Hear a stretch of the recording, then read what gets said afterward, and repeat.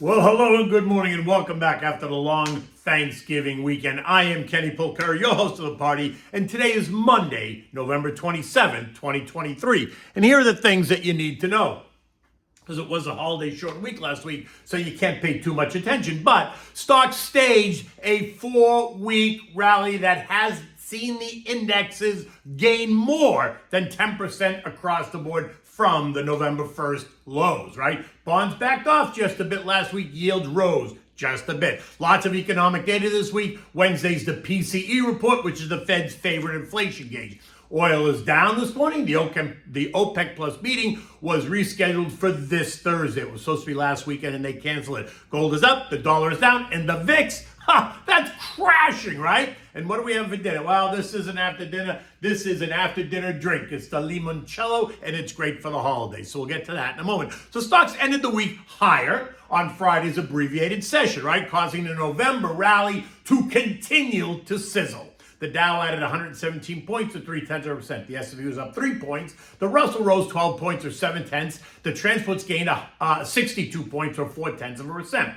Only the NASDAQ ended the day lower, but it did end the week higher, right? It lost 15 points on Friday or 1/10. The indexes are now on track to put in their best monthly performance in more than a year, right? All up more than 10%, like I said. Even the equal-weighted S&P index, the index that removes the effect of the Magnificent Seven and gives all members an equal weight, thus the name, advanced by 19 points or 0.3, taking it up 3.8% on the year. I mean, on October 27th, this index was down 6% on the year. So we've seen a 9% rally in this index over the past month.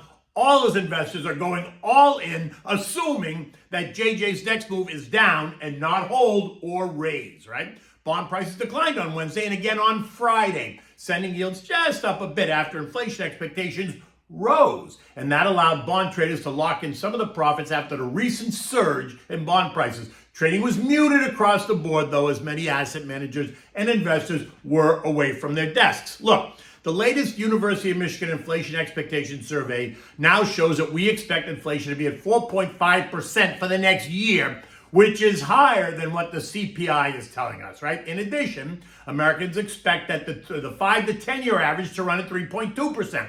Which continues to support my argument that the Fed is about ready to change the rules, moving the target from 2% to 3% sometime next year, right? Since 2% no longer really feels achievable. Unless, of course, we go completely off the rails, something that I don't expect is going to happen in a presidential election year cycle, right? My good friend Quincy Crosby, who's the chief global strategist for LPL, had this to say about those inflation expectations, right? And I quote, "For a data-dependent Fed, this was not good news as they do not want to see consumer inflation expectations become unanchored since historically it becomes increasingly difficult to reset consumer psychology towards a lower inflationary environment." Bingo, right? So while it feels good that stocks continue to advance, don't go betting the total ranch that they've got this inflation thing under control just yet.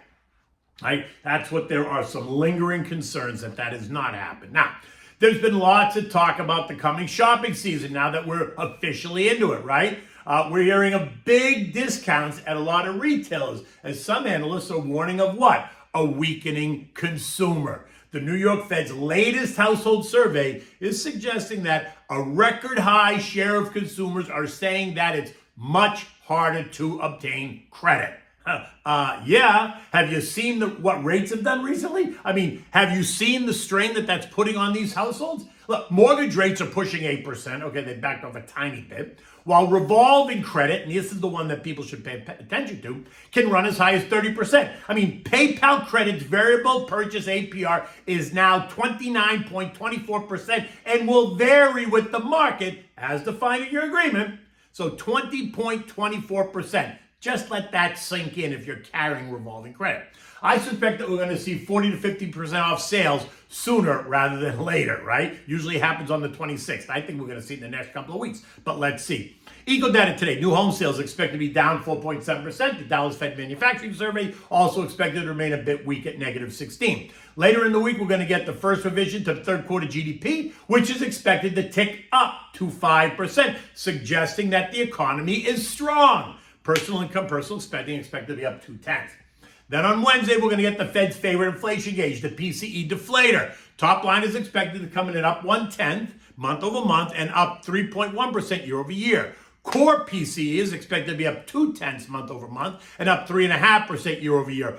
All of those estimates are below last month's read, but still far away from the 2% target, and that will give further evidence to the idea that the Fed is going to remain in pause mode in 2 weeks at the next meeting, right? Again, those figures would not suggest that the Fed needs to cut rates anytime soon at all. The next Fed meeting is on December 12th, right? It starts on the 12th. They report on the 13th. CPI and PPI are also due on the 12th and 13th, so it's going to be interesting. I do not expect the Fed, though, to do anything else this year. I think they made it quite clear that they are in official pause mode. And unless we get hit by something out of left field, I don't think they're really ready to change the narrative. I don't think they can in the next 2 weeks.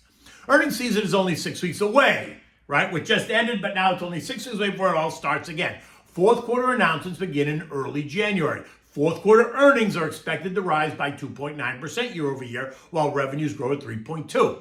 Bringing the 2023 yearly growth rate to about 2.3%. Now, 2024, though, is a different story. Earnings are expected to grow by 11%, right, to $245 a share for the S&P, which is very healthy pace. And that is what is setting the tone for this year-end rally. The question is that guidance just too healthy, or are investors overreacting? Currently, the market's trading at 20.5 times 23 earnings, which appears rich, but you really need to look out now to 2024. And it's currently trading at 18.6 times the 2024 expectations. So now, while that's closer to historical averages, it is still a level that I think is a little bit high considering the headwinds that we face. Think this ongoing inflation story, think this massive bond sales that are coming to the market this month, $600 billion in the first quarter of 2024, $860 billion. Think about the uncertain economic environment. Never mind, it's also a presidential election year that will prove to be an interesting one at best, right? Remember that while politics do create chaos in the short term, they rarely price stocks in the long term, so don't go making investment decisions just based on politics. OPEC Plus delayed their meeting last week that was supposed to take place over the weekend. But internal strife among the African nations has delayed it, right? The Saudis want them to cut their production, and they don't want to. So the question is, who will? If no one does and production remains the same, we would probably see oil move lower. And we saw that last week, and it's lower again this morning. Why? Because production at non-OPEC nations is rising. Think the U.S. at the top of that list. Why? Because prices are up. It makes more sense, resulting in more supply. In fact, the IEA, which is the International Energy Administration, is now forecasting a surplus of oil next year. This while the Saudis and the EIA, the Energy Information Administration, are both raising their estimates for demand growth. At the moment, though, it appears as if surplus is winning. My gut still says that the Saudis want $80 plus a barrel of oil, and I expect them to curtail the OPEC plus production to help push prices to that level at some point. This morning, oil is trading at $74.95. That's down about 60 cents, right? It's just a simple supply and demand story. And that is the challenge facing the kingdom. In addition, the ongoing ceasefire now in the Middle East is also taking some of the pressure off of oil. Gold traded up $10 on Friday to end the week at $20.23 an ounce. And this morning, guess what? It's up another $7 at $20.31 an ounce, leaving it just below the October high of $2,040. And you can credit the weaker dollar for helping to fuel that move higher. The dollar index fell by 0.5% on Friday, leaving it at 103.41. This morning, it's also a bit lower, down 10 cents at 103.31, just south of the long-term trend line support at 103.62. A failure to retake the trend line could see us churn in this 102.90, 103.60 range, and if that's the case, then I would expect gold to continue to push and churn a bit higher. The VIX, oh my God, the fear index, it's trading at 1246, a level not seen since January of 2020. It's telling you that there is no fear, right? That there's nothing to see here, just move on, which in itself should be a huge red flag. It is screaming complacency. Do I need to remind you what happens when everyone gets too complacent? Do we need to talk about that? U.S. futures this morning are lower. The Dow's down 50, the S&P was off 7, the NASDAQ down 22, and the Russell was off 8. Overnight, Asian markets fell. China, Taiwan, and Australia fell more by 0.75% across the board as Chinese industrial profit growth showed signs of slowing. Now, it's not falling, it's just growing at a slower pace, which is being viewed as a negative, suggesting that the Chinese recovery remains uncertain. More drama. Japan lost 0.5%, while South Korea lost less than 0.1%. And there is also a fair amount of Chinese economic data that's due out this week, so expect to hear more about the Chinese economy all week and how that's going to impact the global economy. Never mind the fact that Beijing has asked major shareholders not to sell stock for fear of killing all this excitement in their markets. And I use the word ask sarcastically. Now, European markets are mostly lower this morning as well. Italy was off by 0.25%, while Spain, though, was ahead by 0.5%. The others are just off about 0.2. Oil and gas stocks are leading the charge lower. The sector's down about 0.7% as investors try to quantify what Thursday's OPEC Plus meeting is going to bring. The action suggests, at least the action today, suggests that there's going to be no new announcement, which I think is always a sign. The S&P closed at 45.59, up 3 points. It feels like the algos want to test the 2023 highs of 46.08, which is just 40 points away for the S&P, just because they can.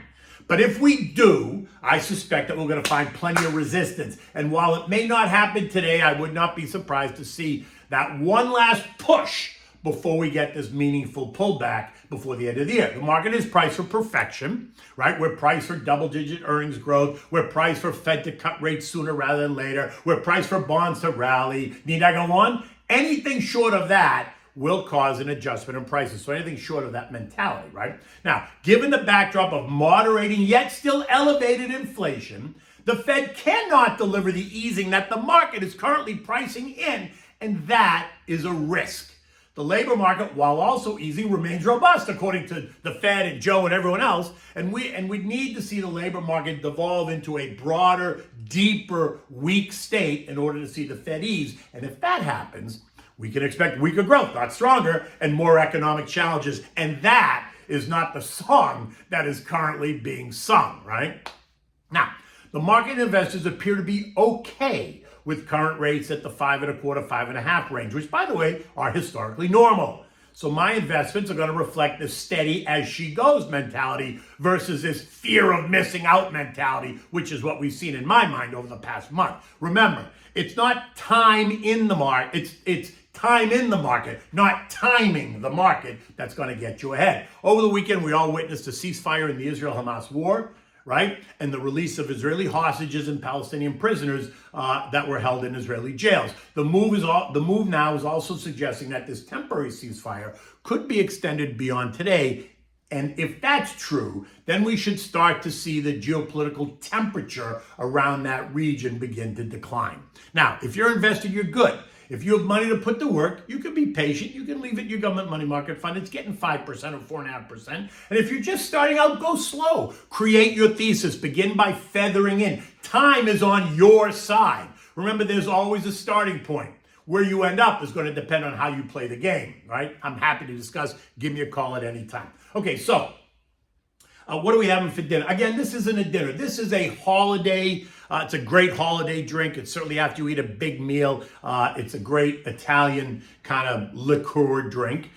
You can make it at home. It's simple to make. It just takes time because it's got to ferment, right? And it usually it's an after dinner drink, and it works like a digestive, right? It helps settle your stomach after you've had this big meal, and it's also soothing to your soul, right?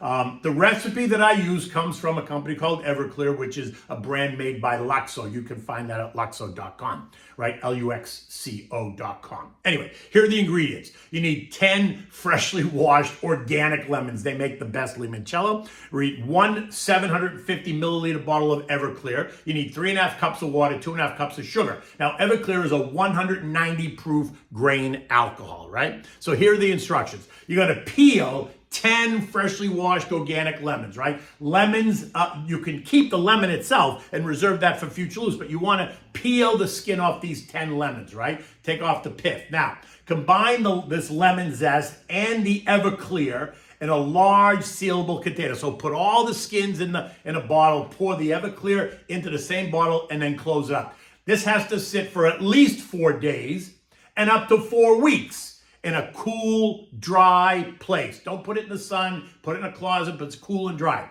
Right, now for the simple serve. When you're ready to complete the process, either after 4 days or 4 weeks, combine the sugar and the water in a medium saucepan. Bring it all to a boil, stirring regularly until the sugar is fully dissolved. Maybe it's going to take you 5 minutes, right? Let the syrup cool now to room temperature, and then combine the simple syrup and the lemon-infused grain alcohol to taste, right? Strain the mixture now through a fine strainer. Put it in the freezer. This is key. You need to keep this in the freezer. Don't worry, it won't freeze. When you serve this, you serve this in a shot-sized glass, but you don't shoot it. You sip it nice and slow, right? It kind of coats your stomach. It makes you feel good. You enjoy the moment. Anyway, in any event, buona salute, okay? Which means to your good health. Until tomorrow, take good care.